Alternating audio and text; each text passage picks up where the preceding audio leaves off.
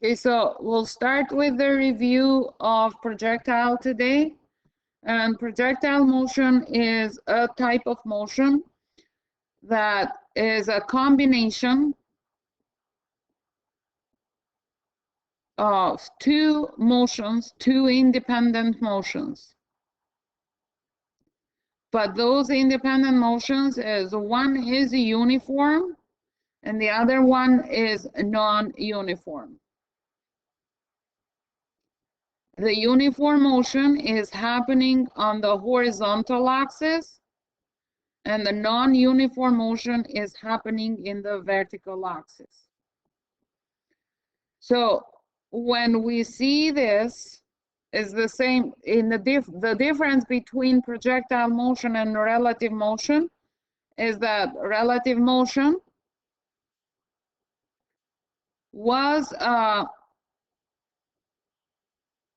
combination of two independent motions, but both motions were uniform motion. And now we are dealing with something that the motions are one uniform and one non-uniform motion.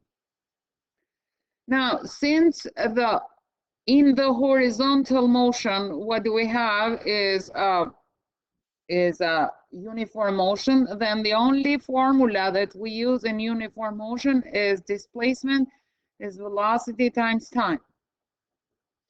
And what do we use in vertical motion? It are kinematics equations.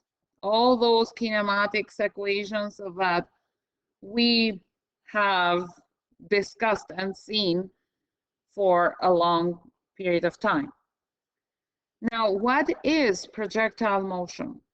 When we have an object that either is at a cliff or is at the ground, and we are throwing it with an initial velocity that form a certain angle with the horizontal, then the path, the trajectory that the object is obtaining will be something like this, which is a quadratic equation or parabola. So what the object will do is we'll start at this starting point here and we'll go up, we'll reach a maximum, and then we'll go down. So what do you see here is quadratic, and it is the displacement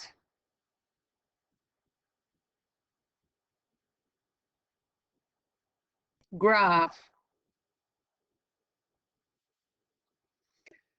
Okay, so it is reaching the maximum because it doesn't have more, think about it like this, it doesn't have more speed on this direction, more velocity on this direction to move further.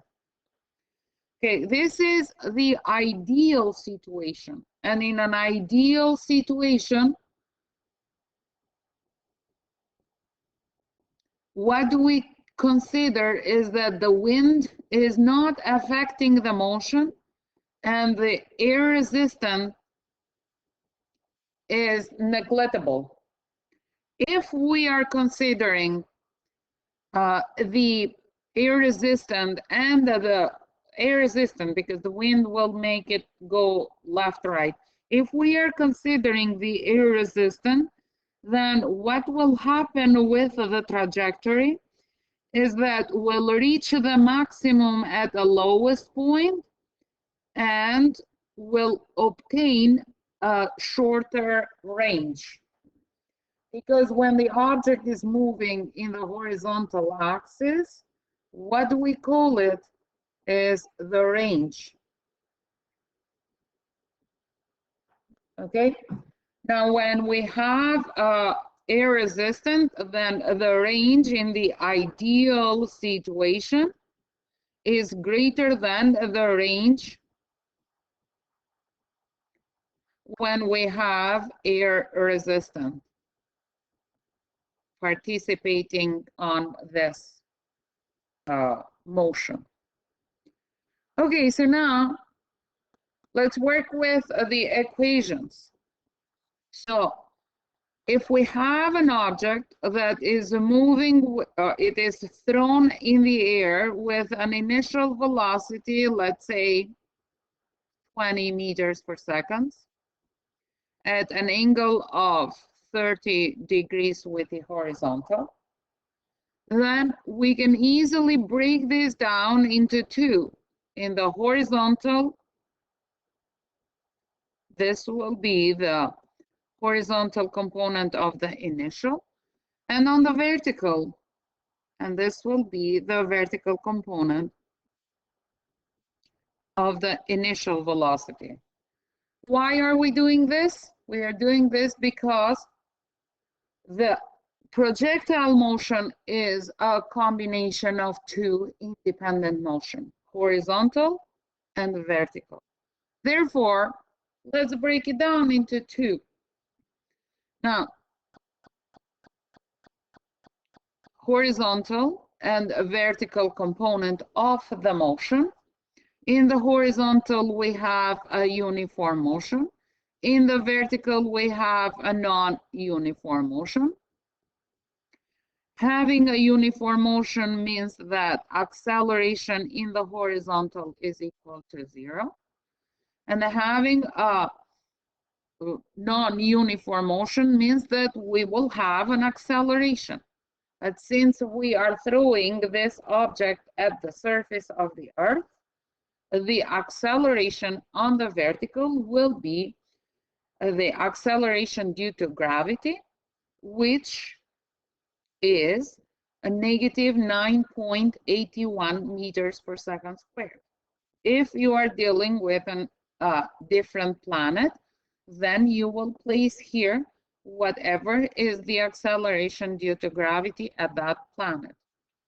Now, first of all, why negative? It is negative because in the relation to the positive vertical or y-axis, the acceleration due to gravity is always going down to the center of the Earth. Okay? And then, since we have a uniform motion in the horizontal, the horizontal component of the velocity will be constant and will be the same as the horizontal component of the initial velocity, will not change any value or direction. And the vertical component will be affected by the acceleration. So now what is the effect that we'll have on that? Let's talk about it. So now we know that acceleration is v final minus v initial over time that this change is happening. In our situation, what do we have is acceleration is equal to acceleration due to gravity. And what do we have for final is v final on the vertical minus v initial on the vertical over time that this change is happening. So if you manipulate this, what you will get is that v final on the vertical axis is equal to initial velocity on the vertical axis plus acceleration due to gravity times t. Okay?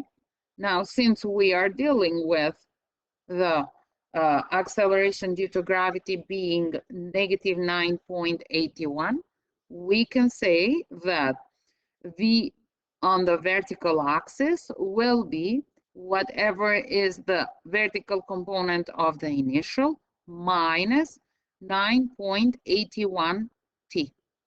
So this will be the relationship that we will use for the vertical component of the initial velocity.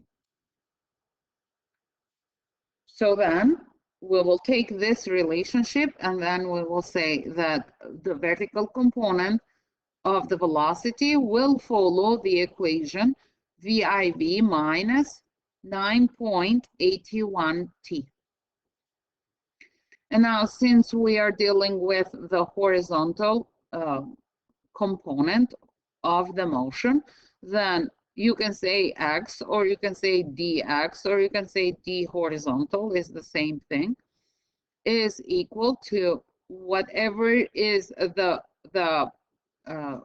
initial component of the velocity, which stays constant, times time, because this is the equation that we use when we deal with uniform motion. And now, what do we do for the vertical component is this one here. We have the kinematics equation. So we have v initial t plus 1/2 a t squared. However, what we have is that v initial is the vertical component of the initial velocity. What do we have for acceleration is the acceleration due to gravity, which is negative 9.81. So now y will be v initial v time minus 1/2 9.81 t squared. So this will be the equation that we will use for the y displacement of the motion. So y will be equals to v initial v time minus 1/2 times 9.81 is 4.91905, but it's fine, 91 t squared. Those are the 6 equations that we will use to approach and solve any projectile motion question that we will have. So the very first thing, the very first step that we will do when we are approaching projectile motion will be to find the horizontal and vertical component of the initial velocity. Now, we will refer to those equations as equation 1, equation 2, equation 3, 4, 5, and 6. So when we are solving a projectile motion, the very first thing will be to find the horizontal component and the vertical component of the velocity. So let's take this situation that we started with, that the initial velocity is 20 meters per second, and the angle with the horizontal is 30 degrees. Go ahead and find what is the horizontal component and the vertical component of the initial velocity and tell me. So after we find the horizontal component and the vertical component of the initial velocity, what we do is we take those two values and we substitute it into the equations that we have on the previous screen. So those one here and those 6 equations that we have. My recommendation will be, even if it is kind of redundant, write down here what type of motion you are dealing with. Because when you go to physics 30,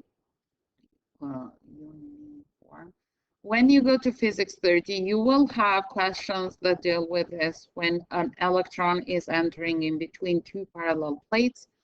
And then they may ask you, what principle are you using first? So when you have here uniform motion and non-uniform motion, then in the formula sheet, you'll have those 10 principles, starting with numbers 0 to 9. You are easily can identify which principle you are using. So the fact that is uniform acceleration is equal to 0. The fact that we are throwing this object at the surface of the Earth, the acceleration is negative 9.81. And then the velocity in the horizontal is constant, and it is equal to the horizontal component of the initial velocity, while the vertical component will follow whatever is the vertical component of the initial velocity, 10 minus 9.81 t. And then the range is following the relationship 17.3 t times t, and y is 10 t minus 4.91 t squared. You should be able to draw those equations that we had before on your own. So practice those steps that we did here before, so that you should be able to write down those equations using your logic on your own. But as you have those equations, and when you are working with a projectile, then use those equations to draw this table of showing that the projectile motion is a combination of two independent motions, horizontal and vertical. And on the horizontal, we have uniform motion, and on the vertical, we have non-uniform motion. Okay, so now let's start on solving a very basic projectile motion. So the very first thing that a normal projectile motion asks you for is, what is the time that the maximum is reached? So as we said at the projectile motion, the maximum is reached when the doesn't have any velocity to go further up. The velocity that goes up, so if we say 1, 2, 3, 4, 5, and 6, the velocity that goes up is managed by the equation number 4, the velocity in the vertical direction. So that means that the velocity in that direction will be equal to 0 when maximum is reached. So therefore, what we have is 0 is equal to 10 minus 9.81 t, and this t will be t that the maximum is reached. We are able to solve this because it is an easy linear equation, and then t maximum will be 10 divided by 9.81. 10 divided by 9.81. So t maximum will be 1.02 seconds. Okay, so the maximum is reached 1.0 seconds after you are throwing this object. Okay, now the second thing that they will ask you will be, what is the maximum height? So now on this case, what do? Is you will say, what is the equation that you will ask yourself, what is the equation that manage the height? Is 1, 2, 3, 4, 5, or 6? Thank you, Chico. It is equation 6.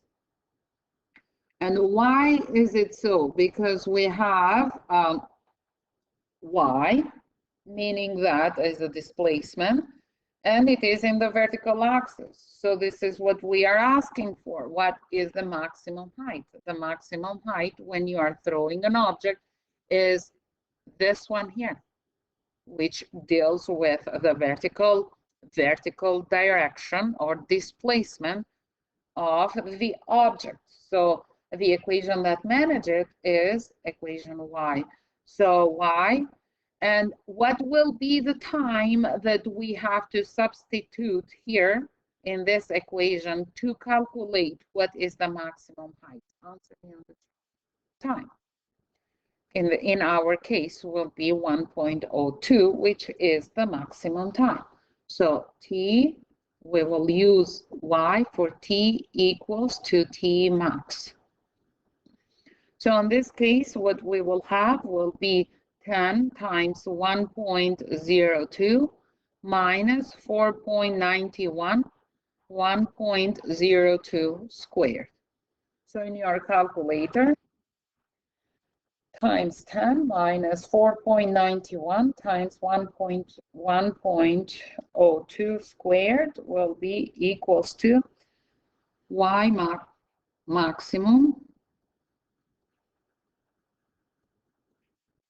will be 5.09 meters. Now, when we are throwing an object ground to ground, as you see here in the example that we have here, so what we are doing is we are throwing with an initial velocity an object, and the path will be something like this in an ideal situation. Only here is the maximum. And what is happening on this case is that whatever time the object spends from the moment that is thrown up to the maximum is the same as from maximum to until it reaches the ground for the first time. And this is happening only when we have that is known as the ground to ground projectile motion. When we have it from a cliff, there is a different thing. So now if I'm asking you what is the total time that the object is in the air from the moment that you are throwing it until it reaches the ground for the first time, so what is the total time? Only when we have ground to ground situation, you can say that total time is equal to 2 times maximum time. So will be 2 times 1.02 seconds. So the total time in our situation is 2.04 seconds. Do you understand? Now, the last question that they will ask you in a very normal, basic ground-to-ground projectile motion is, what is the range? So range is in the horizontal component. What they are saying here is, what is this distance here from the point that you are throwing the object up to it hits the ground for the first time? So what is this range here? Which equation are we using on this case? 1, 2, 3, 4, 5, or 6? We are using equation 5. So equation 5 is 17.3 times time. And what is the time that we are substituting? Is T max or T total? Yes. 2.04 is the T total, because this is what we are doing. We are saying what is the time that it reaches the ground for the first time. So this will be 17.3 times 2.04 and will be x equal to 35.3 meters. Do you understand? The second type of question on projectile motion is that is known as the throwing it from the cliff. So from the cliff.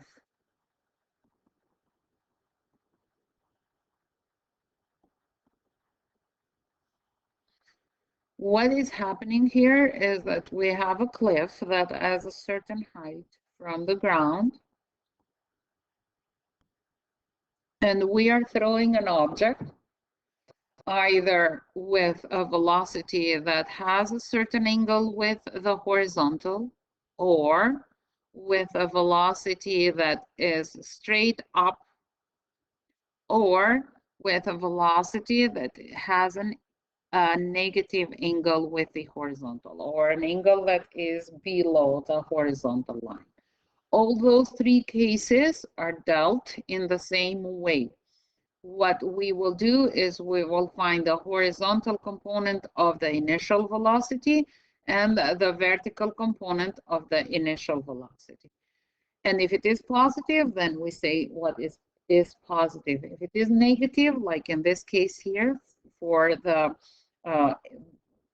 object that is thrown with an angle below the horizontal for the vertical component, then it is negative. We don't have the power to change positive to negative. We just take the value that it is and then we place it into our equations. So the equations are horizontal and vertical, uniform, non-uniform. Acceleration is equal to 0. Acceleration is equal to acceleration due to gravity. And since we are throwing it into the surface of the Earth, then will be negative 9.81. The velocity in the horizontal will be whatever is the horizontal component of the initial velocity. The velocity on the vertical will be whatever is the vertical component of the initial minus 9.81 t. And then the range will be calculated as whatever is the horizontal component of the initial velocity times time, and y will be calculated as VIVT minus 4.91 t squared. Those are 6 equations that we will use, no matter what, being on the first case, on the second case, on the third case, or ground to ground. We always will use those 6 equations. So now let's work with an object that is thrown from a cliff that is 150 meters height from the ground. And what we are doing is we are throwing an object with a velocity, initial velocity of, let's say, 50 meters per second at an angle of 20 degrees. So let's complete the table, and then you do it on your own, and I will do it here so that you can see. So now, after we complete the table of showing that projectile motion is a combination of 2 independent motions, one uniform and one non-uniform in the vertical direction, this is what we will have based on the information that the horizontal component of the initial velocity is 46.98 and the vertical component is positive 17.1. What we are looking for is what is time that the maximum is reached. What is the maximum height? The maximum height from the ground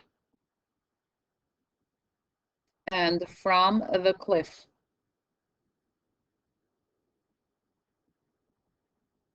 And next one that we are looking for is what is the time that the object is up in the air and how far from the base of the cliff the object is hitting the ground for the first time. Okay, so let's start solving this now. And now, always when we have to find T max, always what do? Is we go to equation 4, and then we say that the vertical component of the velocity will be equal to 0. There is no more velocity to go up. So then, therefore, the vertical component of the initial velocity is equal to 0. So we take that equation and we substitute 0 is equal to 17.1 minus 9.81 t, and this will be t max. From here, we find that t max is equal to whatever is 17.1 divided by 9.81, and this will be 1.74, actually, 74 seconds. Okay, this will be the very first thing. Now, when we are looking for what is the maximum height, and we have two cases here, maximum height from the ground and maximum height from the cliff. Let's find it first from the cliff. So what we will do is we will go to equations 1, 2, 3, 4, 5, and 6, and then say which equation are we using. What we are looking for is a vertical displacement. So in this equation, the first row on this group of equation is dealing with acceleration. The second one is dealing with the velocity. The third one is dealing with displacement. So we are looking for the displacement in the vertical. So then we will go displacement is the last row here. On the vertical is equation number 6. So we'll take this equation and then we will substitute. So this will be 17.1, and for time, we are substituting the maximum time, times 1.74 minus 4.91 times 1.74 squared. So 17.1 times 1.74 minus 4.91 times 1.74 squared will be maximum height from the cliff,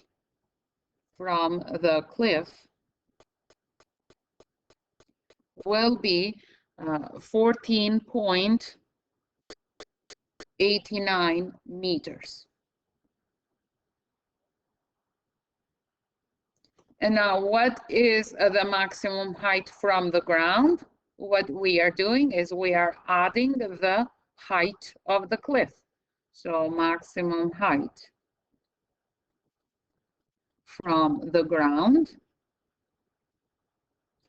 into the maximum height from the cliff.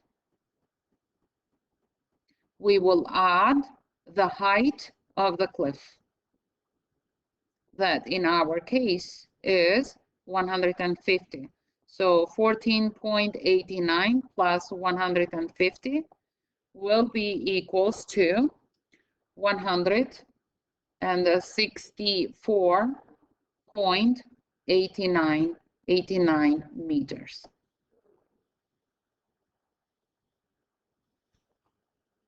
So next one is to calculate the total time. Now, in a difference with the ground-to-ground situation, with which what we did is we just multiplied T maximum by 2 because the time that it is going up to the maximum and then reaching the ground is the same.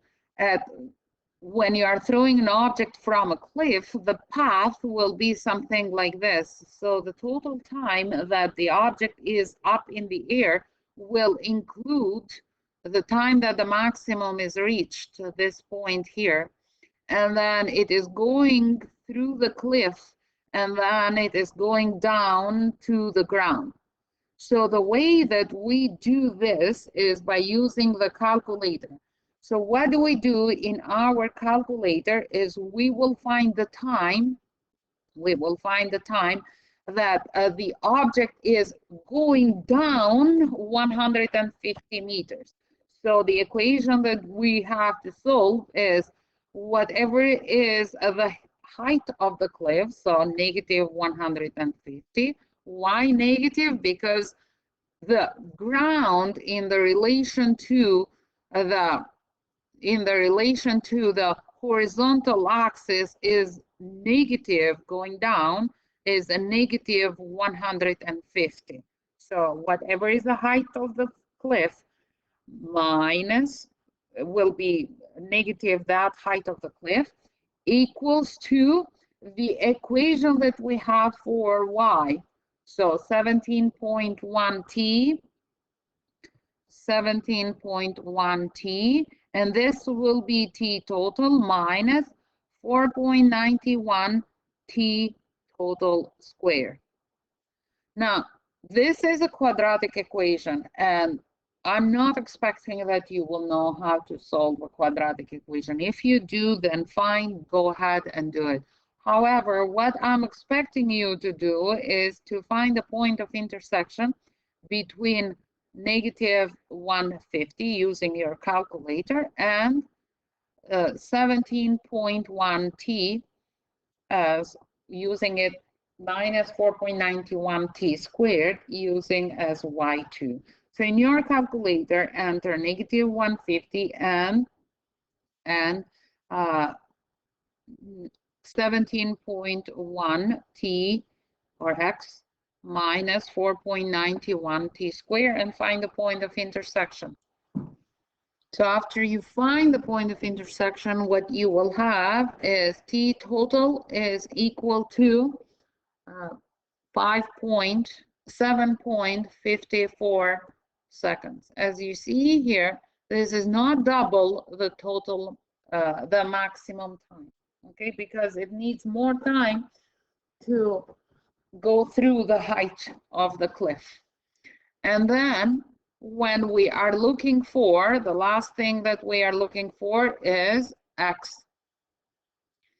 The equation that we will, or what is the range? The equation that we will use is the displacement one, and is the displacement in the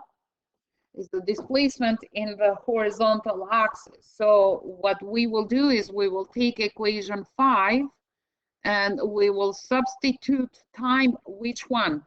T max or T total?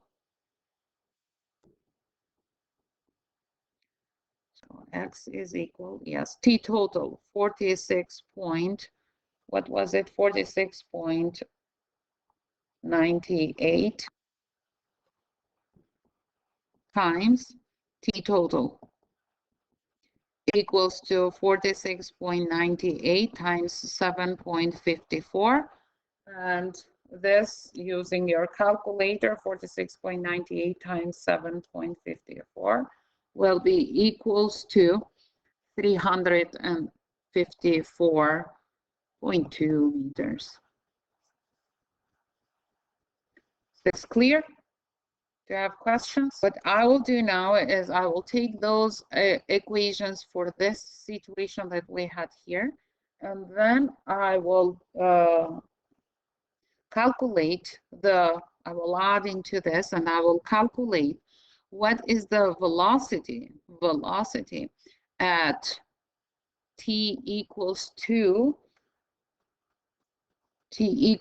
1 second, and as a last question will be what is the velocity at t equals to 6 seconds. Okay, so in order to solve this, to figure out, to work through those kind of problems, what do you have to do is you have to go to the equations, that we constructed, those equations here, and then say, okay, velocity. So I have to find the horizontal component of the velocity, and I have to find the vertical component of the velocity at the given times. So let's bring those equations here.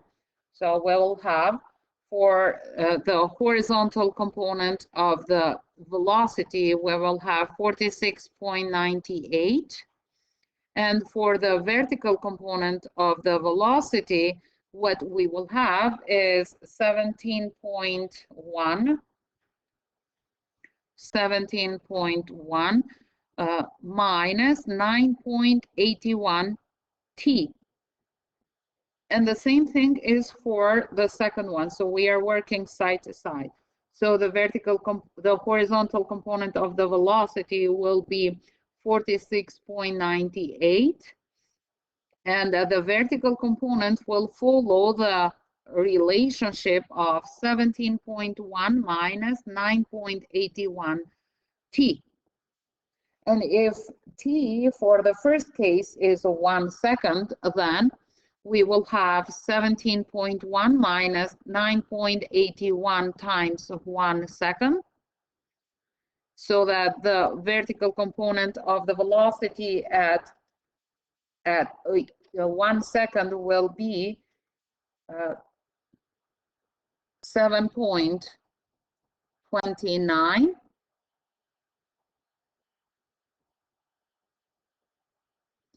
And the vertical component of the velocity for 6 seconds will be 17.1 minus 9.81 times 6. So 17.1 minus 9.81 times 6 will be equals to negative 41.76.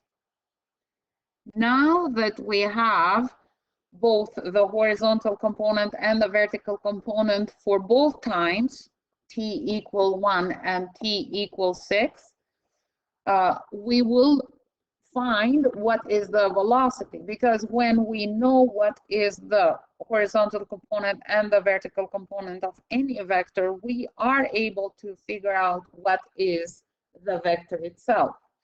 So in the first case, graphically, what do we have is something like this. So the horizontal component is 46.98, and the vertical component is positive 7.29, making a velocity at that moment of this vector here. So velocity at t equal 1.0 seconds. We can find the magnitude of it.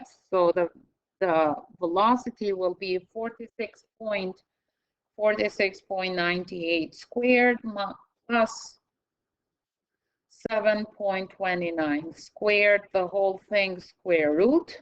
So it will be 47.54 meters per second at this angle here, alpha. Inverse tangent of 7.29 divided by 46.98. And this will be at 8.82 degrees with the horizontal, or you can say that it is above the ground. Or if you want, you can say north of east.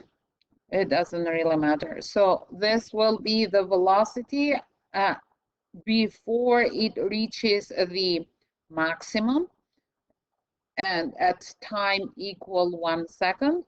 And now, using the information that the horizontal component of the velocity is 46.98 and the vertical component is negative 41.76 when time is 6 seconds, then graphically what that means is that you will have a vector that is with a horizontal component of 46.98 and the vertical component negative 41.